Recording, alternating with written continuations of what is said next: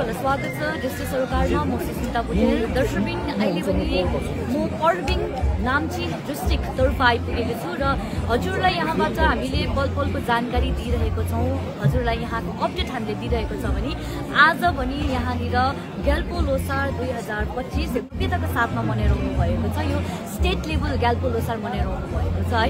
त्यसै क्षणमा यहाँनिर शेर्पा जातिको सम्पूर्ण ट्रेडिसनल स्टल्सहरू लागिरहेको छ। उहाँहरूको विषयमा उहाँहरूको बारेमा यहाँनिर विभिन्न स्टलहरू लागिरहेको छ भने त्यसै क्षणमा सिक्किमलाई मानिने अर्ग्यानिक स्टेट भनेर मान्ने गरिन्छ भने त्यसै क्षणमा अहिले हामी यहाँनिर शेर्पा अर्ग्यानिक भेजिटेबल स्टलमा हामी आइपुगेको छौँ। त्यसर्थ हामी उहाँहरूसँग नै हामी जानेछौँ के कस्ता पर्बिङमै कस्तो अर्ग्यानिक भेजिटेबल्सहरूलाई उहाँहरूले यहाँनिर डिस्प्ले गर्नुभएको छ है, कस्तो प्रकारले उहाँहरूले एग्रिकल्चर गर्नुभएको फार्मिङ गर्नुभएको भनेर त्यसबारे हामी जान्नेछौँ।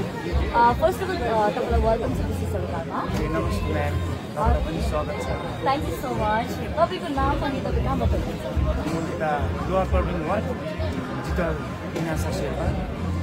तपाईँले यहाँनिर पनि यति फ्रेस अर्ग्यानिक भेजिटेबल्स राख्नु भएको छ है।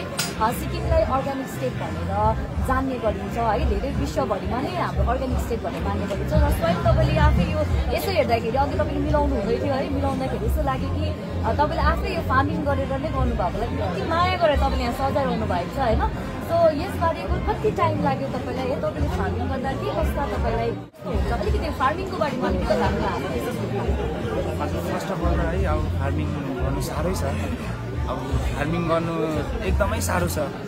फार्मिङ गर्नुको लागि चाहिँ अब हामीले अब त्यसको लागि वस्तु पाल्नु पऱ्यो होइन, मोल निकाल्नु पऱ्यो। अनि त्यसको बादमा चाहिँ हामीले अब बिउ किन्नु पऱ्यो। अब आफ्नै बस्तीकै बिउ नै यो मैले गरेको सबै। अनि यो सब्जीहरू पनि सबै मैले बस्तीकै नै आफ्नै गाउँकै गरेको गर्नु चाहिँ एकदम खुसी लागेको छ है। मैले यहाँ यो एक्चुअली फर्स्ट टाइम गरेको मैले सञ्जित सरले भन्नुभयो जित तिमीले स्टल हाल्नुपर्छ अर्ग्यानिक फार्मिङको भनेर चाहिँ मैले एकदम सरको अब वचन काट्नु नसक्दा चाहिँ अब यति साह्रो बिजी थियो र पनि मैले सरलाई सर हुन्छ म राख्छु एकदम म गर्छु सर अर्ग्यानिक फार्मिङ। मेरोमा प्रायः सबै सब्जी नै छ। मैले म एकदम धेरै गर्ने मान्छे होइन। हजुर फार्मिङ पनि गर्छु। एक्चुअल चाहिँ म एसएफएमा रेफ्री गर्छु खासमा चाहिँ। तर म अब रेफ्री चाहिँ अब मेरो पार्ट टाइम हो होइन। अब हामी सिजनमा मात्रै गर्छौँ।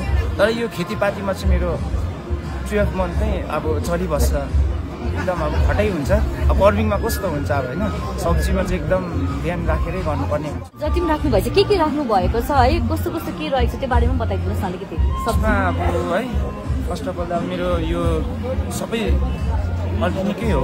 यसमा पटेटो छ है, यो भयो है, यसमा मुला छ अनि मटर, यो आलु तपाईले भन्नु हजुर यो आफै हजुर यो आफ्नै घरकै हो। यो सबै यो पनि भयो आफ्नै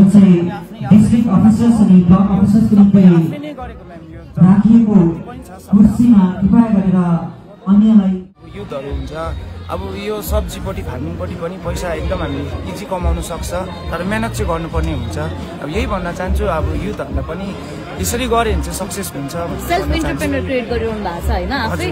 अनि कस्तो महसुस लागिरहेछ? एकदम नै मलाई खुसी लागिरहेछ। अब फर्स्ट टाइम गरेको मैले होइन, यसरी मेहनत गरेर अर्ग्यानिक फार्मिङमा एकदम मलाई खुसी लागिरहेछ। समक्ष अन्य शेर्पा जातिको जति पनि विभिन्न स्टल्सहरू लागिरहेको छ त्यो स्टलबारे हजुरहरूलाई हामी अपडेट दिनेछौँ। तबसम्म जुडिरहनुहोस् होला डिस्ट्रिक्ट सरकार। म सुस्मिता बुझेलको साथमा मेरो सहयोगी श्रेया गुरुङ।